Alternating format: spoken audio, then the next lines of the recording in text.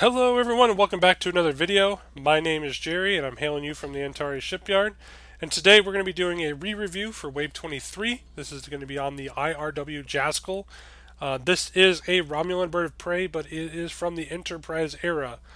So the ship is the sister ship to the I.R.W. Praetus. We got a 2230 for shields. Romulan bird of prey. While there is a scan token beside your ship, you cannot be targeted by any elite talent upgrades, and you roll +1 defense dice against all attacks made with secondary weapon upgrades.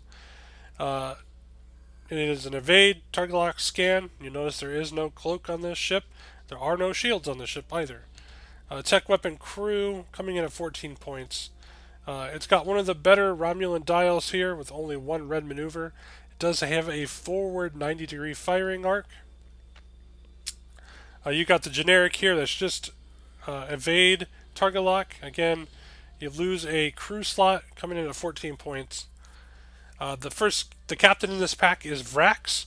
He is a skill 3, cost of 2, comes with an elite talent slot, so one of the lower skilled captains with its slot. You may deploy the Riemann Bodyguards upgrade to your ship at the cost of -2 SP, even if it exceeds your ship's restrictions. So, interesting, he's tied to Riemann Bodyguards, which obviously in Enterprise, when Vrax was walking around, he had Riemann Bodyguards with him. Got your standard Romulan generic captain here. The first elite talent that came in this pack was Destabilize Relations. When attacking a ship at range 3, if there is another opposing ship within range 1 to 2 of the target ship, the defending ship rolls -2 defense dice against your attack. So, this elite talent is fine in the way it's worded. What I take issue with is the 5 cost here. So this is definitely something that's going to be in the realm of 2 to 3. I lean more towards 3. Yeah, I think it's gonna. I think it's a 3-point card in today's game. So I think it does everything fairly well. It punishes players for being close to each other with their ships. Destabilized relations in the name. I like the card, I like the text, I don't like the cost. Then we got Disruptor Banks, which is a 3 dice attack, cost of 4, range 1 to 3. Place 3 time tokens on this card and perform this attack from your forward firing arcs. Or, when defending, during the roll attack dice step, you may discard this card to force your opponent to roll 2 attack dice. No ship may be equipped with more than 1 Disruptor Banks upgrade. Again, I think this is completely fine. I like what it does. 3 time tokens is okay. It is a 3 dice attack, but considering what era this ship came from, that makes sense to me. So I think Disruptor Banks is a fine card, and I like the fact that it also has a wind defending effect. We don't typically see that with weapon upgrades. So we've got Prototype Cloaking Device for the tech, cost of 4. Action, disable this card to perform a cloak action as a free action, even if you have no shields. Roll +1 attack dice. On a battle station result, your hull sustains 1 damage. While your ship is cloaked, you may perform the Sensor Echo action. This upgrade costs +5 SP for any non-Romulan ship, and no ship may have more than 1 prototype cloaking device. So this is the card that will allow the Jazkal to cloak, and I think it's fine. Yeah, I think it's fine for the cost and the penalty for being on a non-Romulan ship.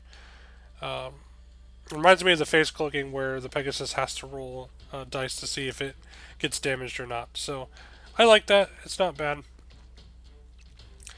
Alright, the first crew in this pack is those Riemann Bodyguards that were talked about by the captain. Action, discard this card to target a ship at range 1. When attacking that ship with your primary weapon this round, gain +1 attack dice. And force the defending ship to roll -1. No ship may be equipped with more than 1 Riemann Bodyguard. Okay, so this is an action discard, which I already dislike. I like the fact that you gain an attack dice and then you lose the defense dice. But the cost of 5 is probably too much. So this card could probably use a rework. I don't know if it would be a disable. It could be a disable. Or you could put, I don't know, 4 time tokens on it. That might kind of help curb this a little bit, and then lower the cost down to probably 3 points at that point. So definitely something that could use a rework. And then the last crew in this pack is Nigel. He is a cost of 5. Add 1 tech upgrade to your upgrade bar. That upgrade costs minus 1 SP, a minimum of 1, and must be a Romulan tech upgrade. Action. When defending this round, during the roll defense die step, disable this card and one of your tech upgrades to roll +1 defense die. Again, cost of 5 is probably too much for him. He's probably a 3-point card in today's meta.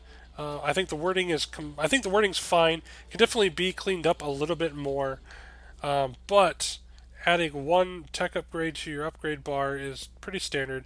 And then the discount, so he definitely plays well with prototype cloaking device, pulling this down to a 3-point card. I just think he's overpriced. And of course, his action, that could also be reworked, but that's for another time. So this is a release, so let's go ahead and pull up the mission viewer and view the mission that came with this pack. And that is Escape the Minefield. It is Romulan Federation flavored.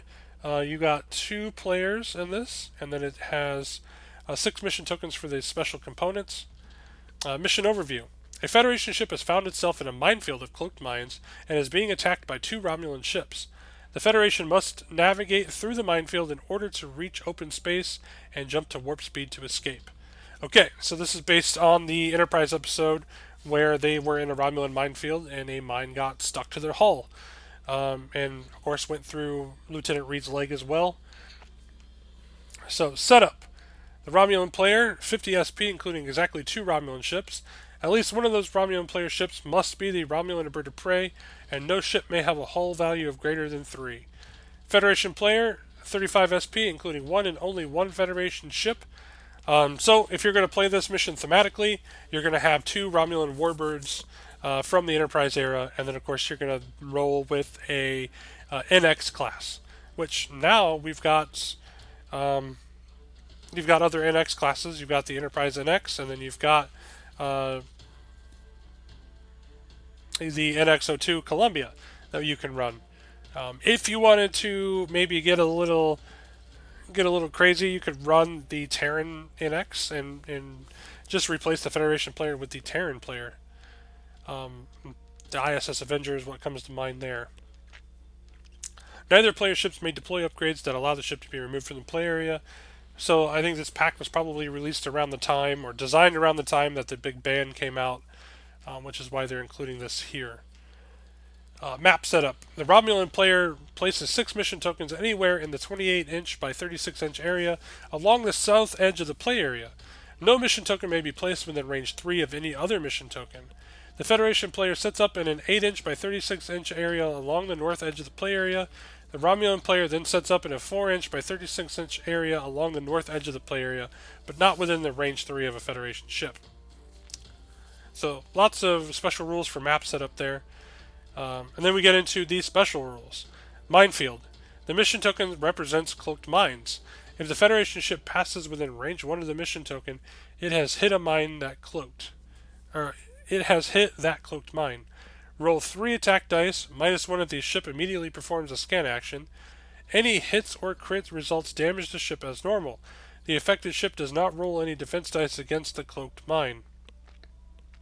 If the Romulan ship passes within range 1 of a mission token, it may spend its action to avoid the cloaked mine.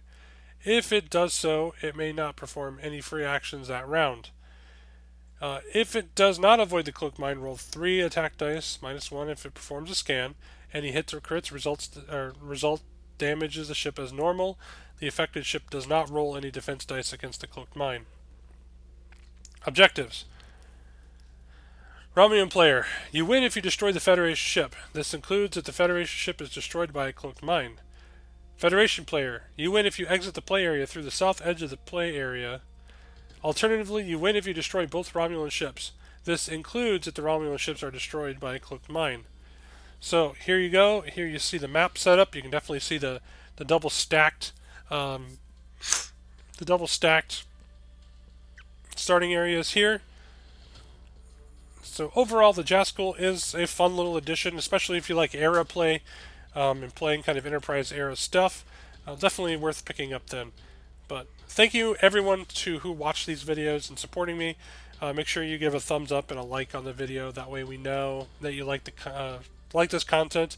Don't forget to comment below and keep the conversation going about the Jazkal. I would love to hear your war stories surrounding it. Um, and of course, share this video with other Attack Wing players or in any Attack Wing forum that you find. Getting more eyes under the product and kind of getting these re-reviews out would be very helpful. So again, thank you to everyone, and we'll see you around the shipyard.